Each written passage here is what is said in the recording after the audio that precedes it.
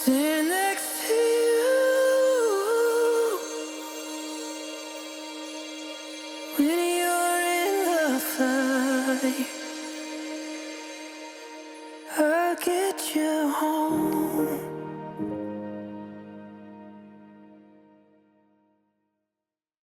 कहते हैं कैद में ही आज़ादी की कीमत का पता लगता है। लॉकडाउन में इस प्रकृति ने मुझे कैद कर ऐसा रूप दिखाया जिससे मैं उसकी असली कीमत जान सकूं। वो कीमत जो मैं ज़िंदगी की दौड़ में आंखों के सामने होते हुए भी देख नहीं पाया।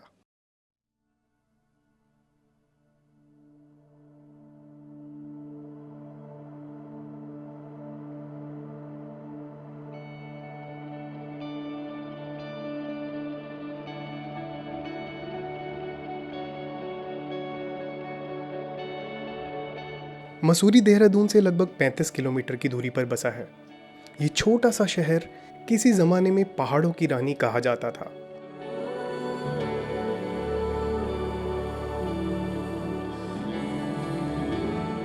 इस शहर से पूरा देहरादून बिल्कुल साफ नज़र आता है। इतना साफ कि यहाँ से आप पृथ्वी के गोल होने का एहसास भी कर सकते हैं।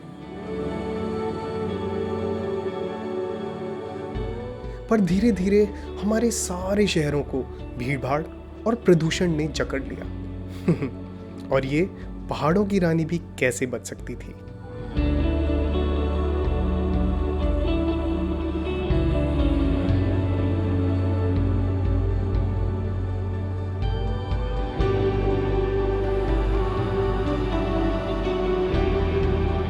धीरे धीरे हमारी पुरानी धरोहर भी टूटने पर विवश हो गई।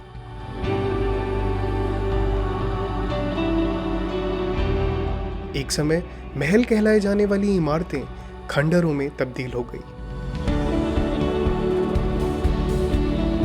प्रदूषण ने हवाओं को कुछ ऐसा जकड़ा कि हवा में फैले रंग भी कैद से हो गए।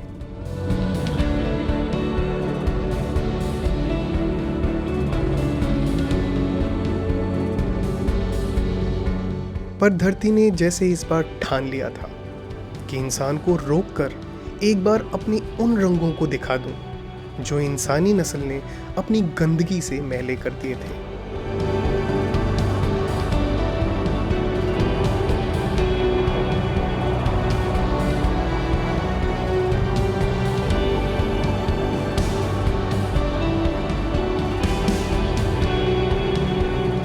कहते हैं कुदरत के रंगों में भी रब की एक अदा होती है।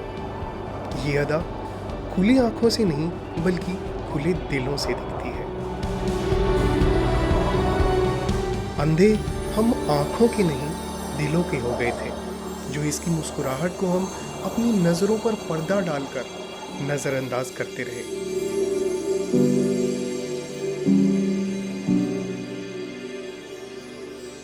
आज वही कुदरत इंसानों पर पर्दा डाल खुद अपने रंगों में बेनकाब मुस्कुरा रही है। यही समय है इसकी असली कीमत पहचानने का और अपने कर्मों को बदलने की कोशिश करने का, जिससे हम इस प्रकृति को इसी रूप में वापस ला सकें और हमारी आने वाली नस्ल इसको इसी रूप में देख सके।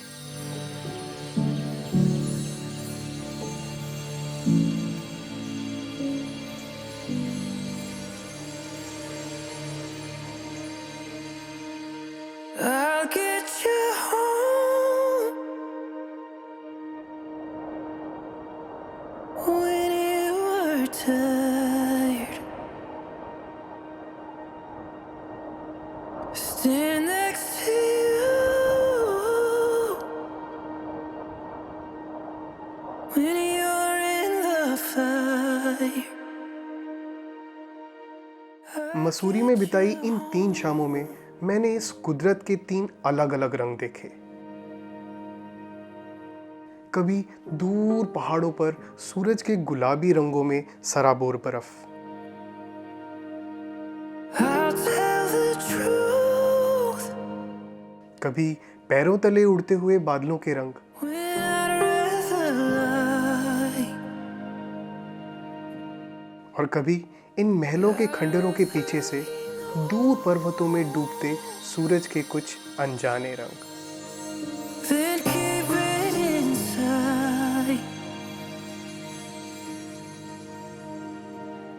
शायद ये धरती जैसे हमें संभल जाने का आखिरी मौका दे रही है,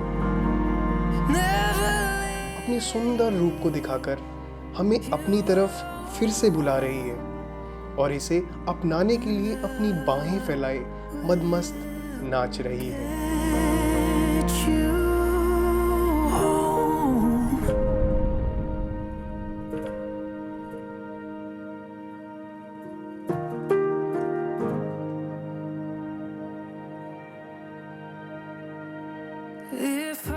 मेरे दोस्त, मैंने भी कुदरत के ये रंग कभी नहीं देखे थे और जब मैं इन लम्हों को अपने कैमरे में कैद कर रहा था तब मेरी आंखों से लगातार आंसू बह रहे थे।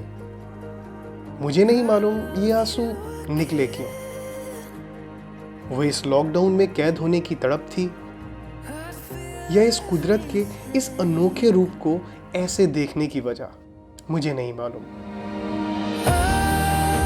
जैसे माँ से माफ़ी मांगता एक बच्चा अपने दिल से करता है, मैं एक वादा अपने आप से ज़रूर कर चुका हूँ।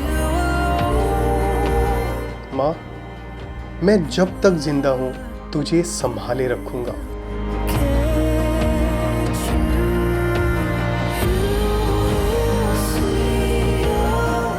क्या आप भी मेरे साथ ये वादा कर पाएंगे? और उससे भी बड़ी बात, क्या उसे निभा पाएंगे? कोशिश करें इस वीडियो को जितने लोगों तक पहुंचा सकें पहुंचा दें, जिससे उनकी नज़रों पर पड़ा पर्दा भी खुल सके और हम प्रकृति को उसकी असली कीमत, उसे इसी रूप में संजोकर अदा कर सकें और जान सकें कि इंसानों से कहीं ज़्यादा आज़ाद ये कुदरत है। जय हिंद।